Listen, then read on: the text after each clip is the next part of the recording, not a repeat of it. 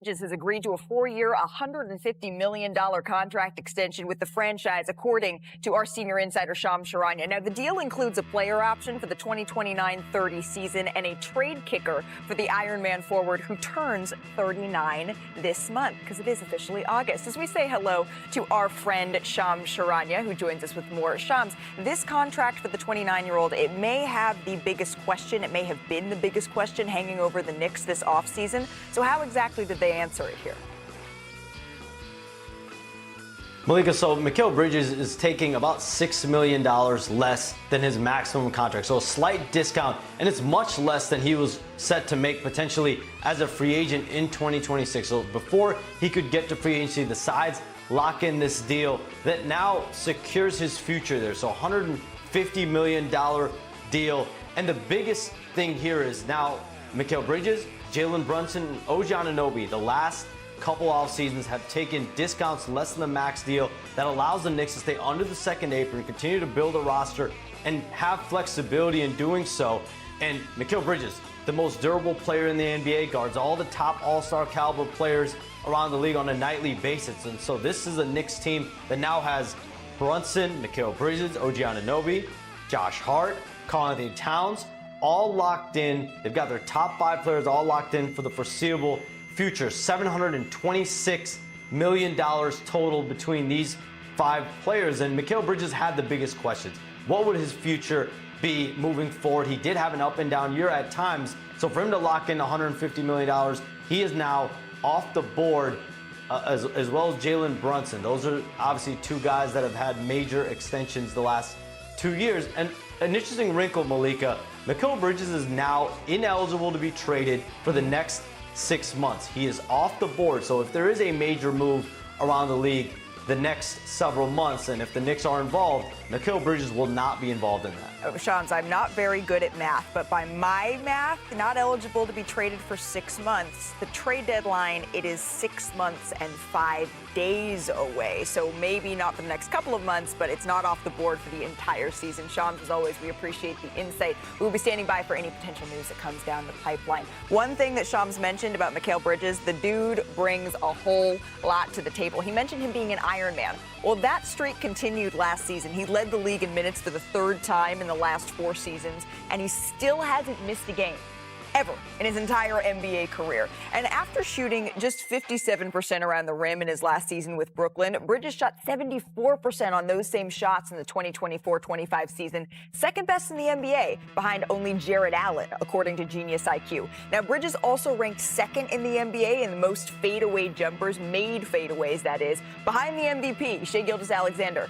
But actually, Bridges had a better field goal percentage than SGA on those fadeaway jumpers when they were heavily contested. Also, according to Genius IQ, Bridges lived up to his reputation as that lockdown defender, was one of just 6 players to take at least 1,000 half-court matchups against players to make last year's All-Star game. So, Aman, clearly he brings so much to the table here. I don't know that we saw the best from Mikal Bridges when you look at his entire season last year for the New York Knicks. Obviously, you think of those big blocks he had against the Boston Celtics, but how can the Knicks maximize him? When you talk about maximizing a guy that plays on the wing, it always essentially comes down to, one, what you're doing on the defensive end, and then what your point guard is willing to do as far as early on in the shot clock for you, right? So making somebody like Mikal Bridges dangerous is getting him out in transition for pitch ahead so that he can be creative, he can get out there on the floor, enjoy himself. That's what gets you smiling, that's what gets you confident, and that's what starts making shots fall down for you. When you talk about a streaky shooter, making him a streaky shooter is when you give him less touches and expect more efficiency out of him. When you make sure everything's easy, you get out and pitch it ahead, you make sure he's playing in transition, you keep Mikal Bridges happy, and I think that's up to Jalen Brunson. Did they find something, though, when Jalen Brunson was out of the lineup? In those 15 games that he missed, Bridges averaged over 20 points a game. So now with Bridges back and Bridges back, and Jalen Brunson back in the lineup, they're going to have to find that magic while they're both out there. Well, Mike Brown's in this lineup, too. Yeah. And I think Mikal, if he's being honest, probably wasn't happy with how he's been used offensively since he's been with the Knicks. Not speaking for him, just my guess. This is the lowest points per game and shots taken since he was in Phoenix. But now Mike Brown is known for his fast play when he was with Sacramento. Yeah. 22-23 season. They led the league in offensive rating and scoring. I expect the Knicks to play fast under Mike Brown, which should complement Mikal Bridges and his strengths. Look, I think they're going to play faster than they did last year, but they don't have De'Aaron Fox. De'Aaron Fox is the guy who made them play fast, right? And so I think they're going to change a little bit. One of the reasons why they wanted to make a change at coach was because there just wasn't enough versatility in that offense. Like, teams would throw a defense at them, and they didn't have enough adaptability. And so you see things like where Jalen Brunson is out, and then Mikal Bridges comes in and has an elevation, but when they're together, they're not able to necessarily lean on each other quite as much. Mike Brown's going to be tasked with making everyone better and having some versatility and optionality in how they play off. And Tibbs did have him 5th in offensive rating last year, so they did move the ball. Not Fox, but they do push it. Yeah, and I think the issue for the Knicks is they gave up a lot to get Bridges, 5 first-round draft picks. And so, he said he took a little bit less so they can stay under the second apron. They still have to re-sign. They still have to decide how they're going to get Mitchell Robinson back and Karl Anthony Towns back. That's going to be some interesting salary cap management to stay under there and keep flexibility.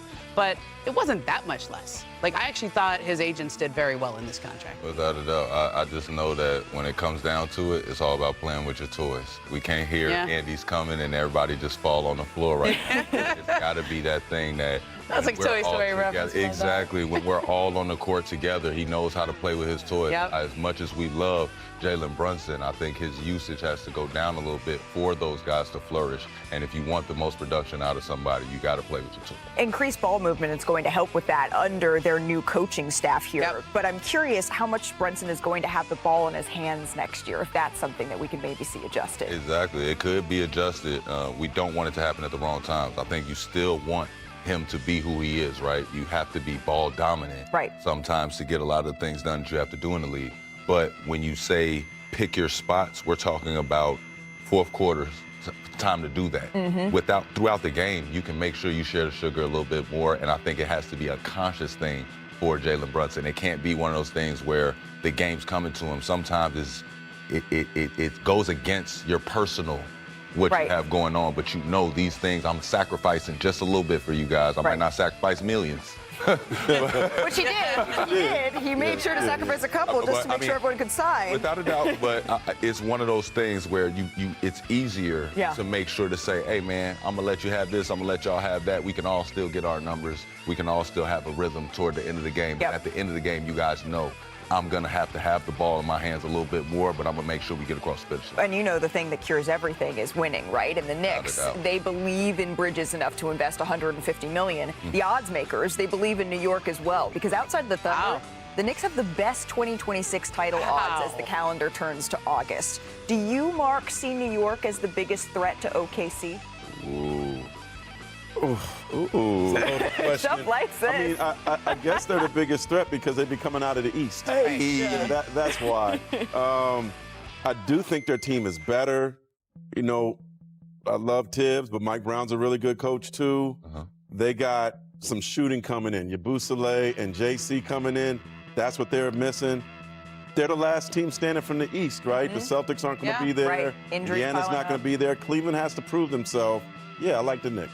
Yeah, I love the Knicks. You know, guys. You were wiggling. You like the Knicks. I do. I realize when you start seeing the chips lay out and you start seeing, you're like, wow, this is another great route for them. I think that's what happened while we watched them go through the playoffs, right? You see them beat Boston and you're like, wow. Yeah, why not? Why not the Knicks? And that's the thing with Bridges. He did his job in that Boston series. They got him for the express purpose of guarding the Jays, guarding Jason Tatum, guarding Jaylen Brown. He did that in that series. He did his job. And so he might have had an up and down season, but he was there for them when it mattered. And they're returning their core. That's really important to be able to have all of those guys together, like Big Body Brunson, as our friend Carter Perkins says. Hey, it may be August, but there's still plenty